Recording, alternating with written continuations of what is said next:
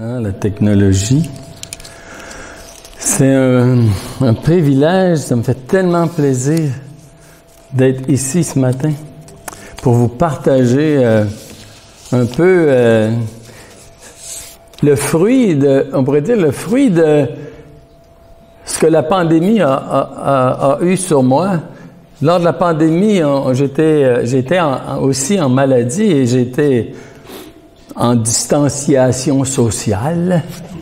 Donc, je me suis rapproché de celui dont le seul on pouvait se rapprocher. Il n'y avait pas de 2 mètres entre nous et lui, le Seigneur Jésus et sa parole. Ce matin, mon message s'appelle « Nous sommes dans l'attente, en attendant ». Il va y avoir 2 introductions. D'habitude, il y a 2 conclusions. Moi, je voudrais vous faire 2 introductions. Justement, c'est de le mettre autrement. Le son est aussi bon? Bon. Excusez-moi.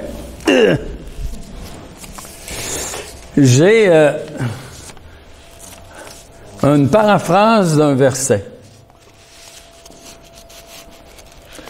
J'ai écrit ça cette semaine. Ça, c'est du noir, mais c'est écrit sur le blanc, normalement. Ah, mais là, c'est le blanc écrit sur du noir. OK. Donc, voici, la foi vient des mots que l'on entend. Et les mots que l'on entend, ce sont des mots qui sortent de la bouche du Seigneur Jésus.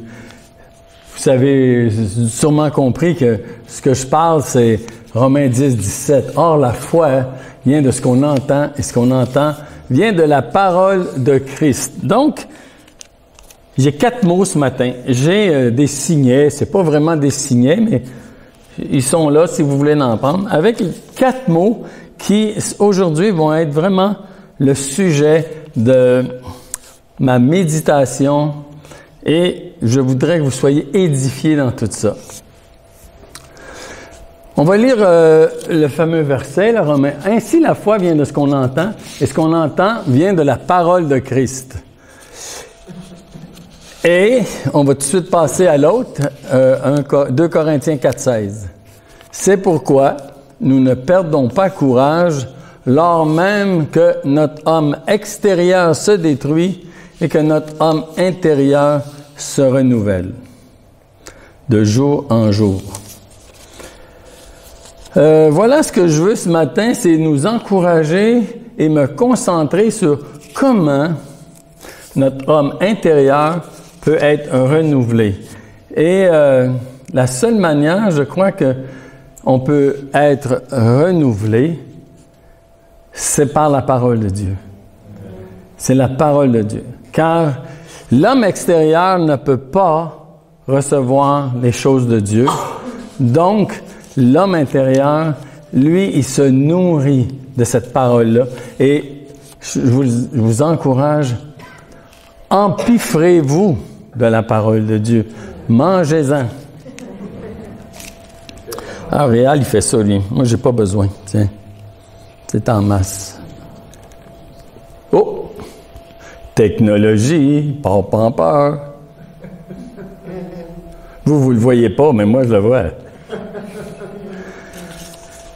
Donc, ce matin, le but de mon message, c'est vraiment de trouver une parole qui va être encourageante pour l'homme intérieur. Mettre ça là. Voici.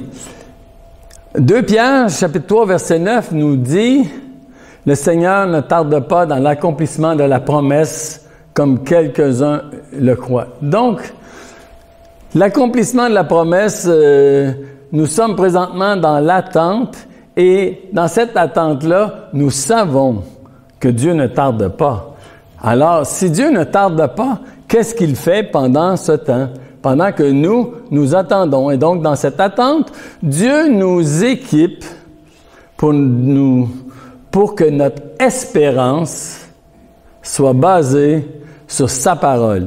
Seulement, la vérité, ta parole est la vérité. Donc, Dieu a une provision pour nous et elle nous vient de sa parole et de l'Esprit Saint.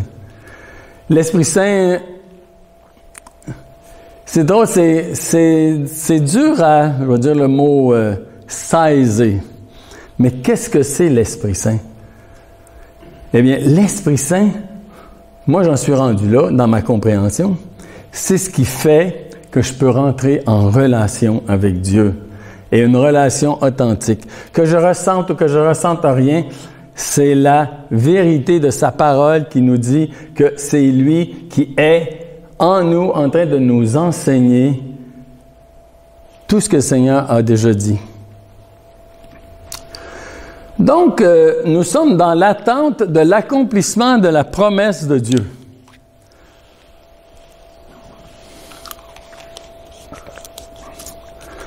Et Dieu a une provision pour nous, le Saint-Esprit et la parole. Donc, en attendant, sur quoi d'autre pourrions-nous nous appuyer, si ce n'est sur ces deux choses-là? Sur sa parole et sur l'Esprit Saint qui habite en nous, notre homme intérieur. Dieu a choisi ces deux moyens-là pour nourrir notre homme intérieur. Je vais vous poser une question. Quels sont les deux moyens pour que mon homme extérieur puisse passer au travers de tout ce qu'il a à passer? Quels sont les... Moi, j'en ai trouvé deux, là, mais quelles sont les deux choses qu'un corps, que nous devons faire chaque jour si on veut se rendre au lendemain? Il y en a deux. Boire de l'eau. Hein? Respirer. Juste un moment. Vu que... Non, mais vous le savez peut-être pas, là. Vu que je suis sourd comme un pote, je vais vous le dire avant que vous me le dites. Enfin, je vous poserai plus de questions. Non, mais dormir et bien se nourrir. C'est ça les deux choses qui vont faire que demain, je vais pouvoir me lever. Ce sont les deux choses qui nourrissent notre homme extérieur. Mais notre homme intérieur, lui, c'est la parole de Dieu et l'Esprit qui nous vivifie. Donc, nous sommes maintenant dans l'attente de l'accomplissement des promesses. Maintenant, j'ai oublié de mettre ça. On va le mettre. Je ne veux pas vous casser les pieds pendant 2 heures. Je reviens à ma question. Donc, c'est l'homme intérieur qui attend l'accomplissement de la promesse. Parce que, c'est drôle, il y a des textes qui nous disent, comme 1 Corinthiens 15, verset 50, il nous dit que la chair et le sang ne peuvent pas hériter du royaume de Dieu. Non. La corruption ne peut pas hériter de l'incorruptibilité. Donc, qu'est-ce qui en nous attend présentement?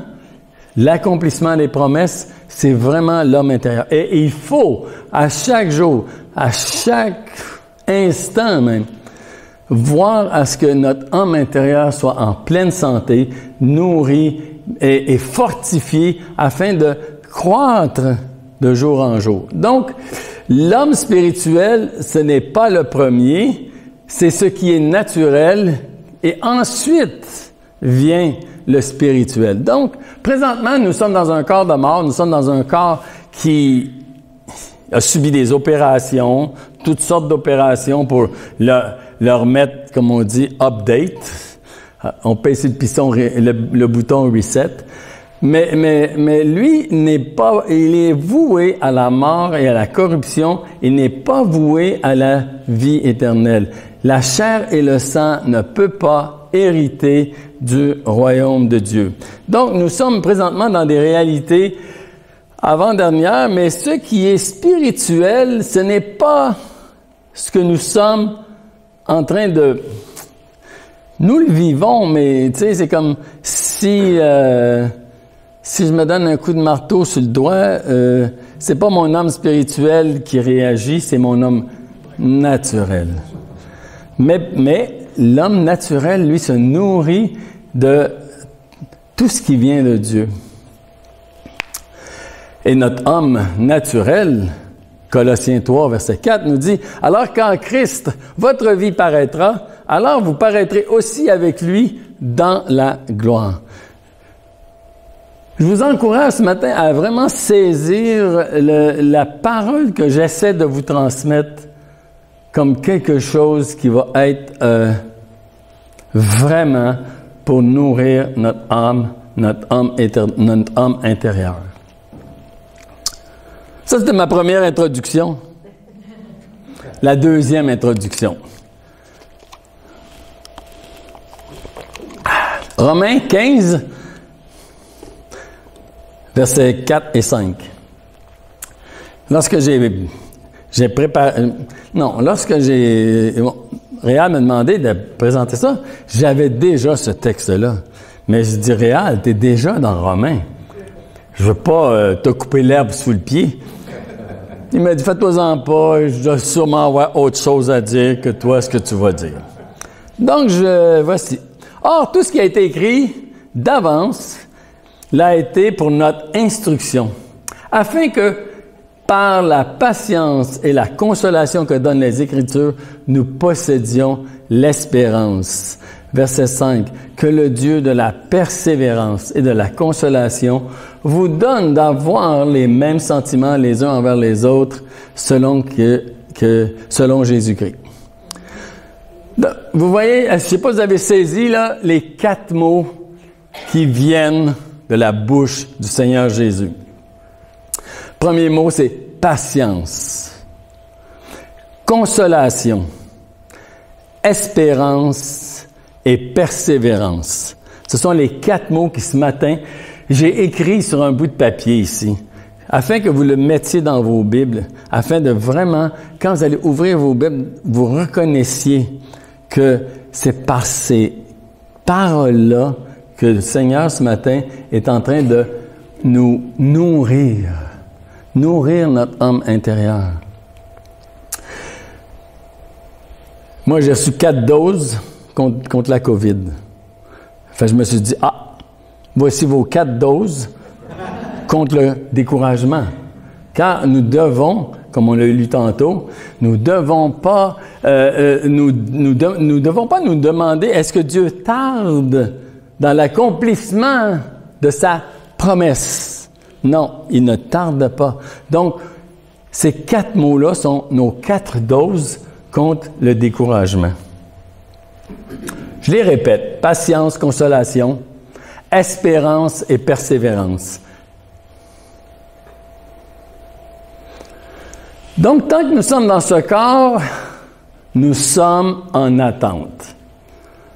Notre espérance doit donc venir de la parole qui, elle, nous donne premièrement la patience. Et j'aimerais que tu laisses, si tu veux, s'il te plaît, 15.4. Merci. Notre instruction, afin que, et j'appuie beaucoup sur, peut-être j'appuie pas assez, là, mais que donnent les Écritures? Que donnent les Écritures? Notre instruction, afin que par la patience, la consolation que donnent les Écritures, nous possédions l'espérance. Que donne l'Écriture? C'est la source de toute notre énergie spirituelle qui va faire qu'on va pouvoir croître de jour en jour, que notre âme intérieure va se nourrir et croître de jour en jour. Donc, le Seigneur ne tarde pas dans l'accomplissement de ses promesses comme quelques-uns le croient. Le Seigneur ne tarde pas. Au contraire, il dit même qu'après qu'il use de patience, après, je vais vous faire une confession. Je commence à être vieux. Ça fait 45 ans que j'ai donné ma vie au Seigneur. Et après 45 ans, peut-être que je pourrais me demander, mais Seigneur, qu'est-ce que tu fais? Tu n'es pas encore revenu. Mais la promesse que Dieu nous fait, c'est vrai qu'on attend son retour, mais la promesse que Dieu nous fait, c'est que je suis avec vous jusqu'à la fin du monde. Et ça, c'est la vraie promesse que Dieu nous fait. Donc, après 40 quelques années, on peut, presque chacun de nous, témoigner que je suis avec vous chaque jour et on l'a tout vécu. Ça aussi, ça vient comme... recevez-le dans votre âme intérieure, non pas juste dans oh oui, c'est vrai, c'est fantastique. Non, recevez-le dans l'homme intérieur. C'est ça qui nourrit votre âme intérieure. On se dit, hey, mon âme intérieure est en communion avec le Seigneur Jésus à chaque jour. Je suis avec vous à chaque jour. Il faut se nourrir de ces choses-là, de ces paroles-là. Quand il n'est pas branché, l'écran part. Donc, Dieu ne tarde pas. Et après 40 années, où en sommes-nous? À la même place. À la même place. Nous sommes maintenant en train d'attendre l'accomplissement de la promesse de Dieu.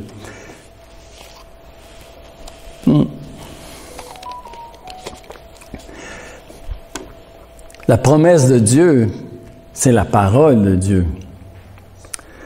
Dieu a promis par des mots et il ne tarde pas dans l'accomplissement de sa promesse. Donc,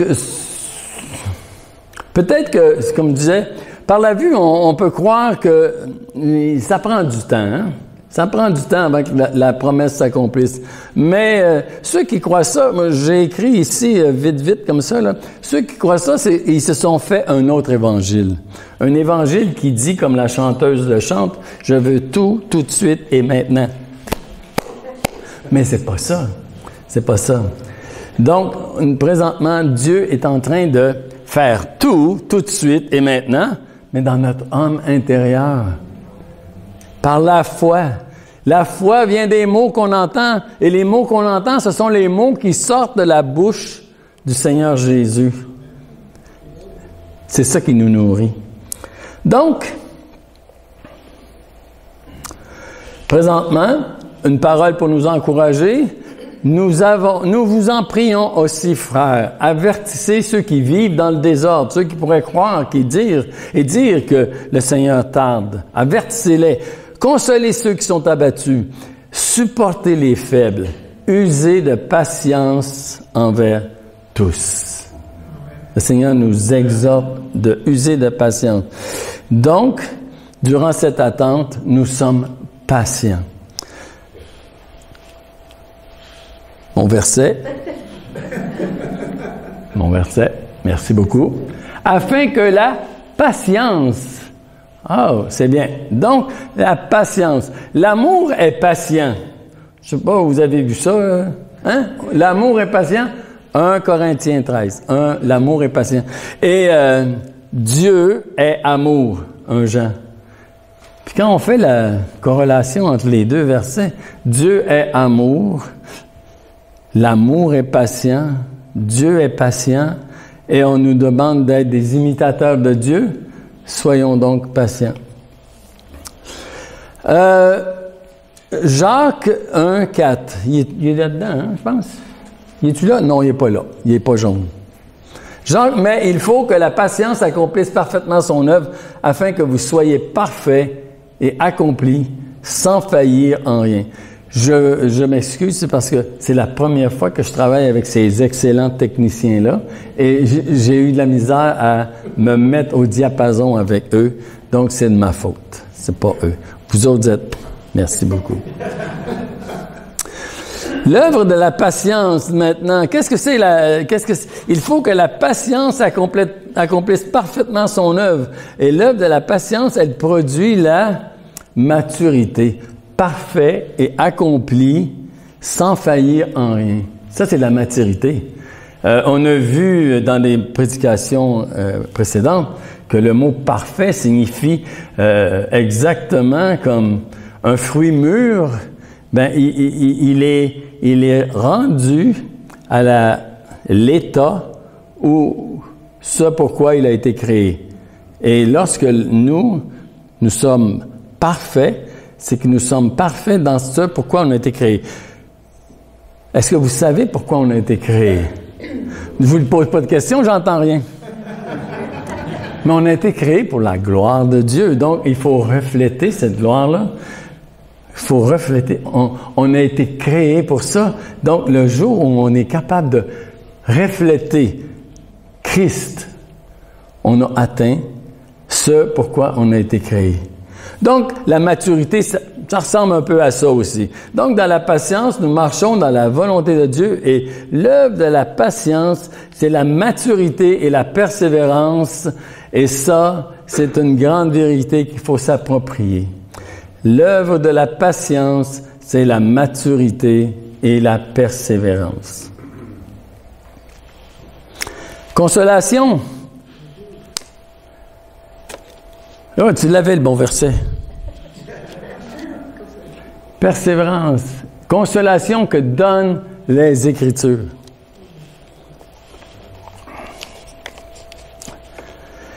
Donc, ceux qui croient qu'il tarde, je l'ai dit avant de le lire.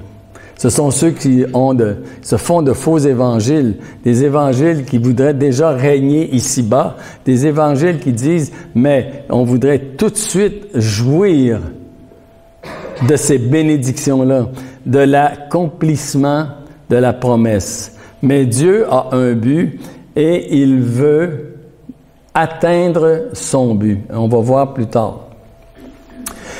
L'espérance aussi, ça produit en nous cette espérance.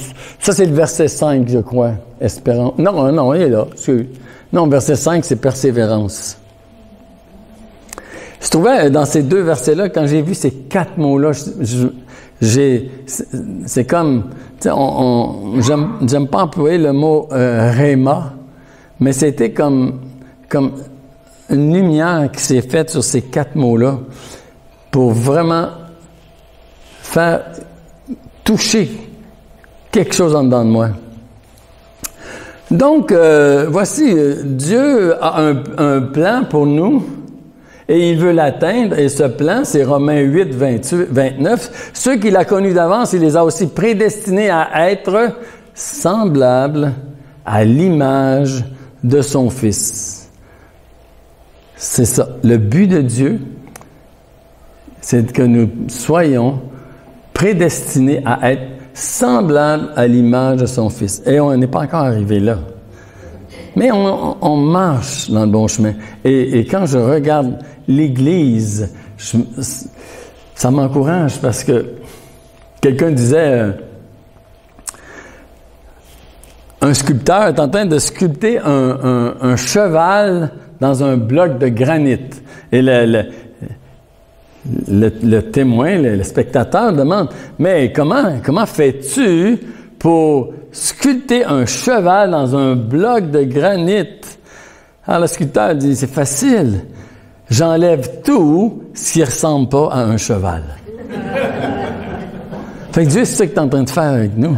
Il est en train d'enlever tout ce qui ne ressemble pas à son Fils, à Jésus. Des fois, c'est des gros morceaux. Des fois, c'est des petits morceaux. Mais Dieu, il veut y arriver.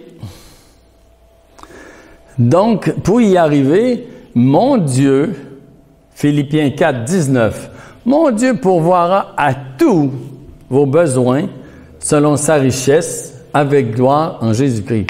Et ici, quand il dit qu'il va pourvoir à tous nos besoins, il parle de nos besoins. Mais notre premier besoin, c'est de ressembler à Jésus. C'est ça notre premier besoin. On a été créés pour glorifier Dieu et manifester la gloire de Dieu. Donc, il pourvoira à tout ce qu'on a besoin pour y arriver.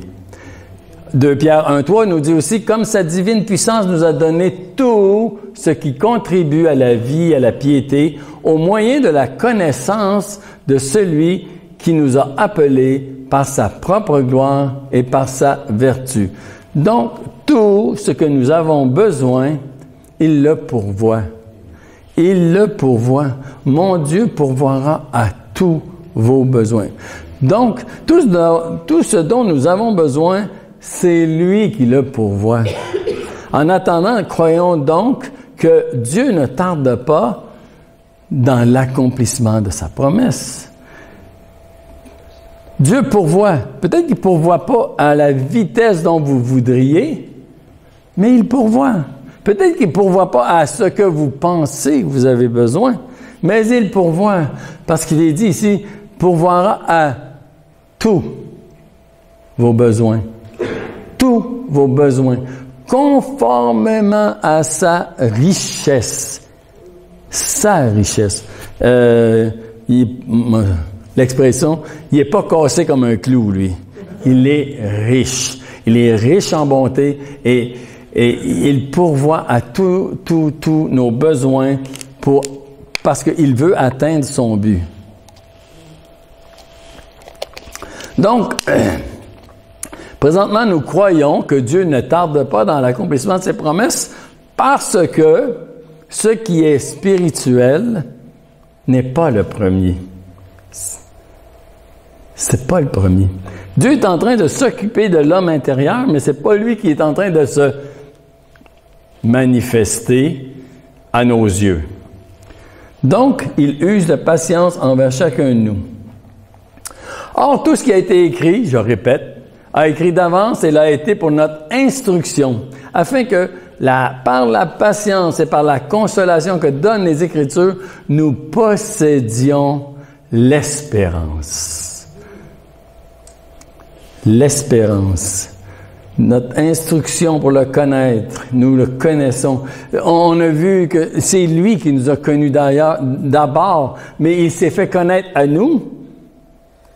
Il nous a connus, ceux qu'il a connus d'avance. Après ça, il s'en est occupé. Il les a glorifiés, il les a appelés et il s'est fait connaître. Donc, nous le connaissons maintenant. Pour le connaître, nous le connaissons parce que c'est lui qui nous a connus le premier.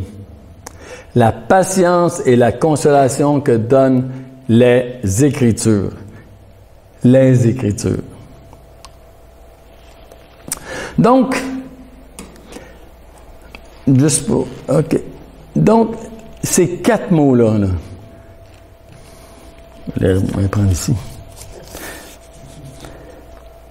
La consolation, la patience, l'espérance et la persévérance.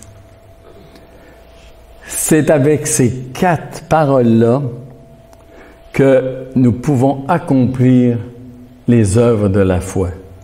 C'est lui qui pourvoit. Nous l'attendons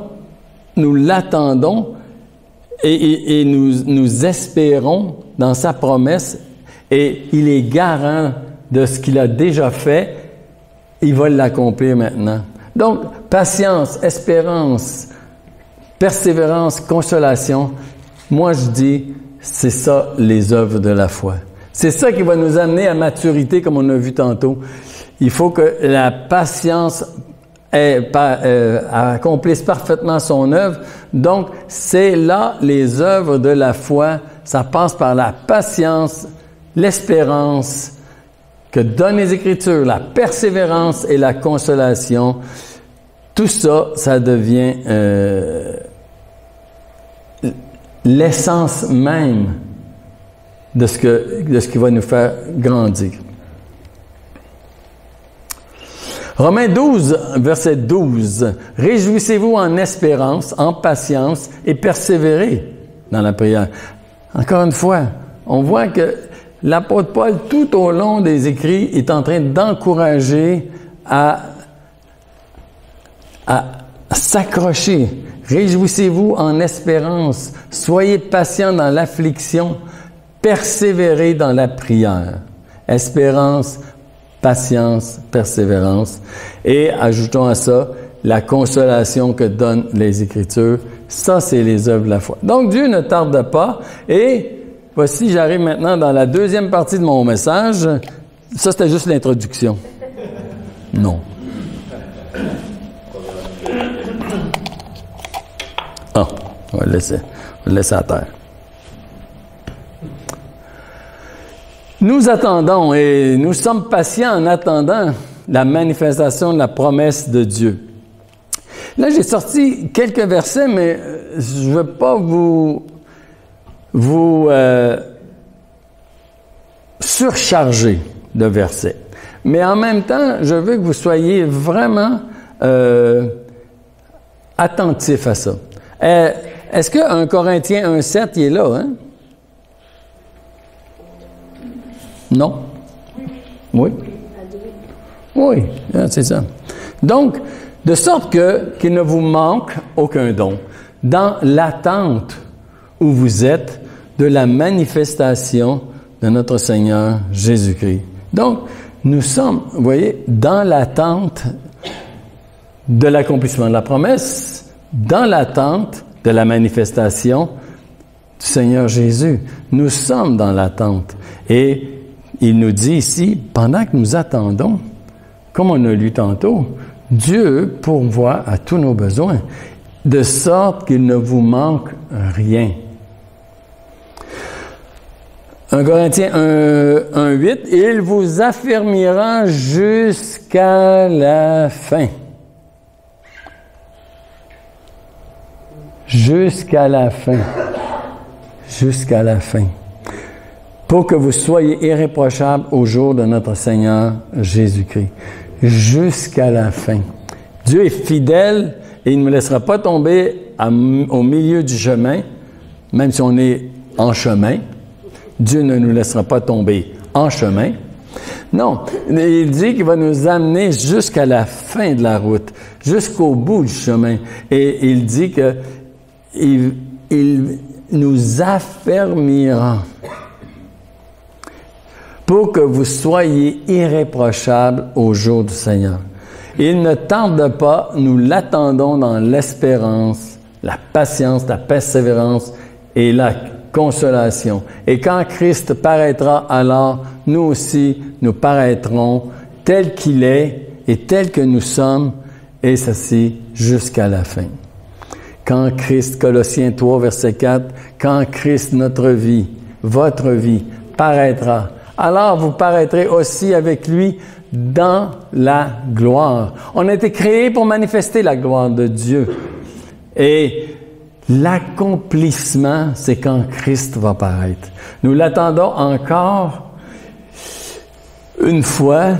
Lui, il va quitter sa position présente et il va venir nous accueillir pour l'éternité à ses côtés en tant qu'épouse.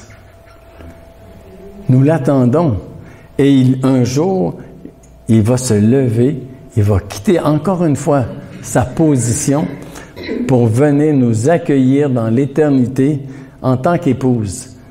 Vous lirez quelques versets dans la fin de l'Apocalypse, versets, je ne sais pas par cœur, là, mais il parle de l'épouse qui est manifestée tellement belle, tellement glorieuse. C'est nous, c'est l'Église. Et jusqu'à la fin, ce sera l'accomplissement, encore une fois, de sa promesse.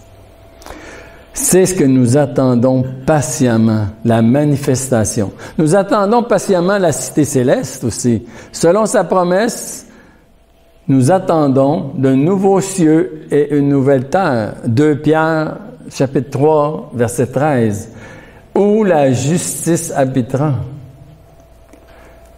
Notre cité céleste, la nouvelle Jérusalem, pour l'éternité, nous serons dans la cité de Dieu. Et nous sommes présentement patients. Jacques 5, verset 7, j'ai beaucoup de versets, mais c'est juste pour vous citer ça. Soyez donc patients, encore une fois, frères, jusqu'à l'avènement du Seigneur. Jusqu'à l'avènement du Seigneur. Quand Christ, votre vie paraîtra, alors vous paraîtrez aussi avec lui dans toute sa gloire.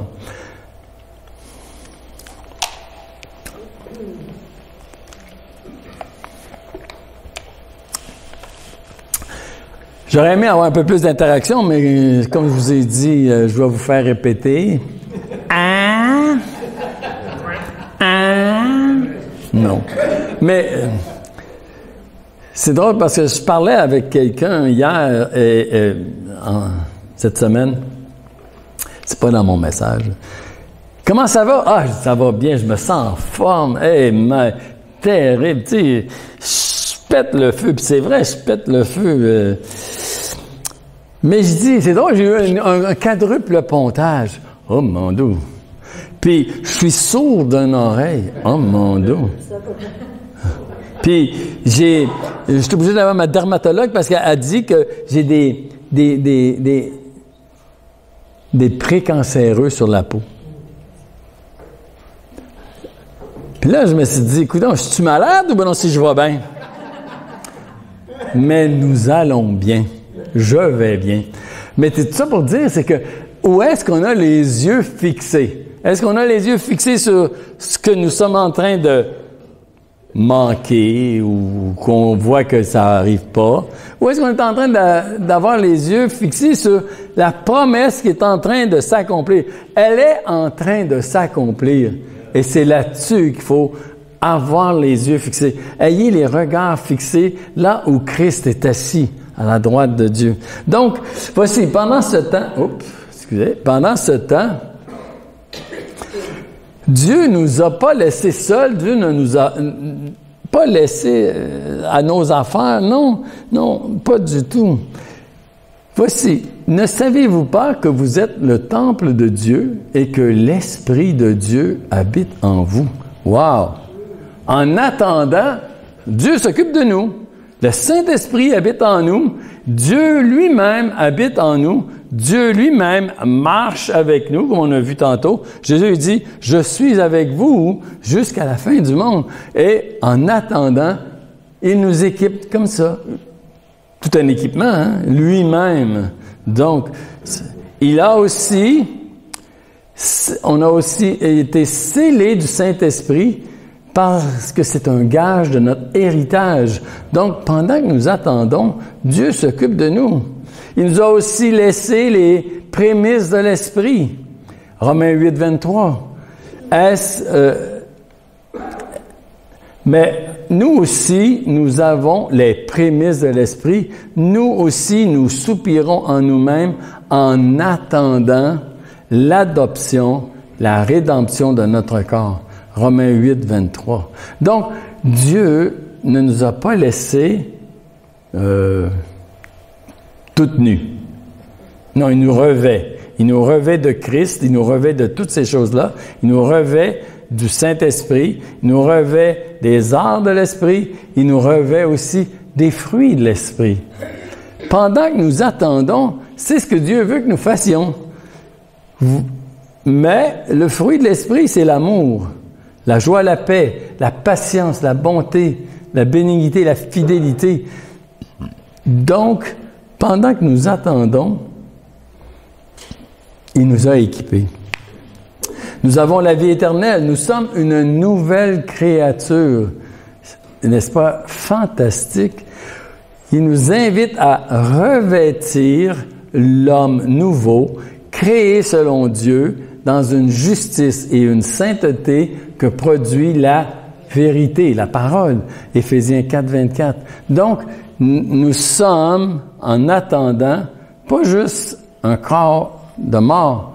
Non, nous sommes un homme nouveau, créé selon Dieu.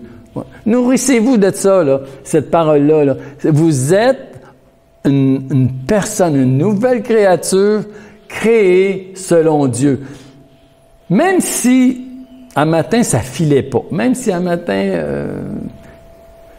vous êtes une nouvelle créature, créée selon Dieu. Comme sa divine puissance nous a donné tout ce qui contribue à la vie et à la piété, je l'ai lu tantôt, au moyen de la connaissance de celui qui nous a appelés par sa propre gloire et par sa vertu. Donc, nous avons tout ce qu'il nous faut et Dieu pourvoit. Voici le dernier volet de mon message. Mais pendant ce temps, qu'est-ce que je fais? Qu'est-ce que je fais? J'avais trop de versets à donner. Je vais vous les lire comme ça encore. Excusez de me répéter, là. 2 Pierre 3, verset 14, il dit, c'est pourquoi, bien-aimés, en attendant ces choses. Wow! En attendant ces choses, OK. C'est en plein dans le sujet qu'on est en train de discuter maintenant. C'est pourquoi, mes bien-aimés, en attendant ces choses, appliquez-vous à être trouvés par lui, sans tache, irrépréhensible, dans la paix. Donc, pendant ce temps, qu'est-ce que je fais? Je m'applique. Je m'applique à être trouvé par lui, sans tache et irrépréhensible. Mais il m'a équipé pour le faire. Vous savez? Il m'a tout donné, ce qui contribue pour que je puisse appliquer à être trouvé sans tache et irrépréhensible devant lui. Jude 1, 21 dit « Maintenez-vous dans l'amour en attendant la miséricorde de notre Seigneur Jésus-Christ pour la vie éternelle. » Donc, maintenons-nous dans l'amour. Pendant que nous sommes dans cette attente, on n'est pas oisif. Non, on est occupé. Dieu nous a pourvu à tout ce qu'on a besoin pour être en train de manifester la gloire de Dieu. Ce que je vous commande, Jean 15, 17, c'est de vous aimer les uns les autres. Donc, en attendant, nous ne sommes pas oisifs. Pour nous, nous avons cette espérance qui produit la patience, qui nous invite à la persévérance, et tout cela produit la consolation qui vient de la parole de Dieu, et il nous instruit à marcher dans toutes ces choses-là. Ça va être plus court que je pensais, mais c'est bon. En attendant, donc, nous ne sommes pas oisifs. Donc, le meilleur reste à venir. C'est là-dessus qu'il faut aussi voir. Le meilleur reste à venir. Vous savez, quel est le plus beau jour de votre vie? Je vais répondre à votre place. Le jour de votre conversion. C'est le jour de votre conversion. Ça peut être le jour de votre mariage, mais c'est le jour de votre conversion. Mais le meilleur reste à venir quand même. Même si le jour où on s'est converti, j'aime ça voir les gens rire. C'est bon. Non, on est ici pour se réjouir dans le Seigneur, se réjouir autour de la parole. Je vous dirais, rions en cœur. Merci. Non, mais le meilleur reste à venir. Le jour où on s'est converti, écoute, moi, le jour où je me suis converti, là,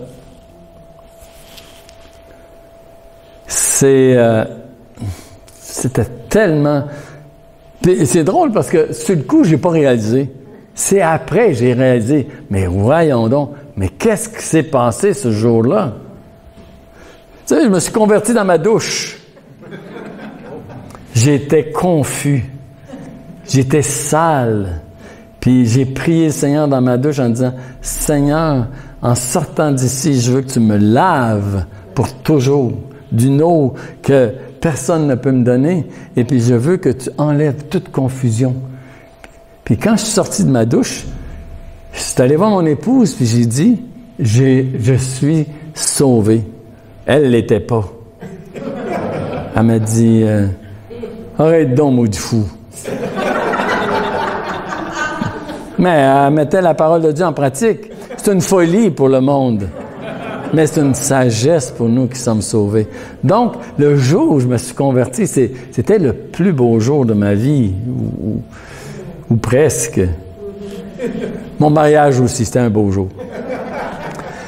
Mais c'est ça, c'est que présentement, nous sommes dans l'attente de l'accomplissement de la promesse. Et moi, je crois que celui qui nous a promis ces choses-là, là, il est vraiment digne de confiance parce que déjà, il a commencé une œuvre en nous.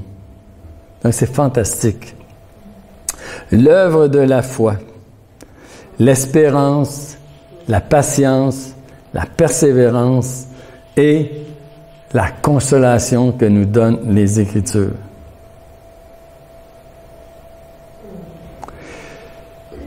C'est à peu près ce que je voulais vous partager ce matin. J'espère juste qu'on peut C'est la deuxième fois que je donne ce message-là. La première fois, je l'avais manqué complètement. J'espère qu'aujourd'hui, j'ai bien réussi.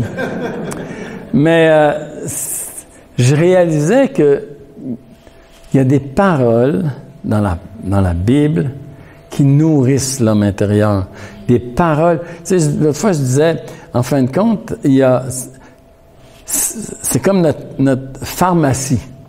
On rouvre ça, puis il y a des pilules qui sont bonnes à prendre, puis il y a des pilules qui sont moins bonnes à prendre. Fait que prenons les pilules qui sont bonnes à prendre. Et la parole de Dieu, il faut se nourrir de paroles. J'aime pas dire le mot, je le dis encore, je m'excuse, Rhéma. C'est une parole qui est pas clairement indiquée dans le texte biblique. Mais où on allait avant, ils ont donné un sens tellement Rhéma qu'on se disait, wow, c'est miraculeux. Mais c'est pas miraculeux. C'est une parole qui rentre profondément. Vous savez, dans le texte où Marie reçoit la visite de l'ange, c'est dit que « et elle gardait ces choses en elle, à l'intérieur d'elle ».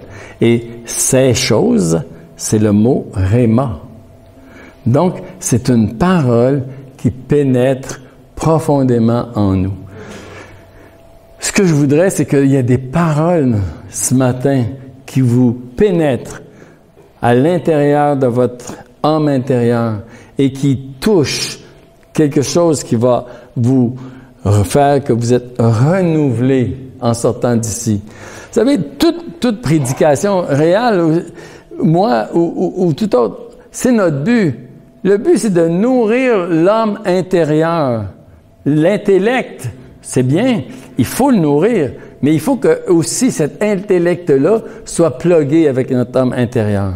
Il faut qu'il soit plugué, parce que nous sommes, même si on est corps, âme et esprit, nous sommes un seul être.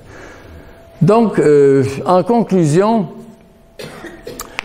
ce que je pourrais dire, c'est il y a un verset dans l'Ancien Testament qui m'a toujours intrigué, puis en même temps encouragé, parce que je me disais, c'est un verset, c'est David qui dit ça. C'est dans 1 Chronique 29, 14. Prenez-le en note. Voici David qui dit, « Car qui suis-je et qui est mon peuple, pour que nous puissions faire volontairement ces offrandes. » Et c'est là, « Tout vient de toi, et nous recevons de ta main ce que nous t'offrons. » Ce matin, s'il vous plaît, recevez de Dieu cette parole, recevez de Dieu et qu'elle puisse servir à manifester la gloire de Dieu chez les autres, la gloire de Christ. Christ ressuscité dans toute sa gloire. Et quand Christ paraîtra, nous paraîtrons nous aussi dans la gloire. Amen? Amen. Merci Seigneur pour ta parole. Merci Seigneur pour tout ce que tu fais dans nos vies. Et encore une fois, cette parole, on veut qu'elle touche la cible. Ta gloire, Seigneur. Manifester ta gloire. Et Seigneur, en ton nom précieux, encore une fois, merci pour ta parole et pour l'Esprit qui nous vivifie. Amen.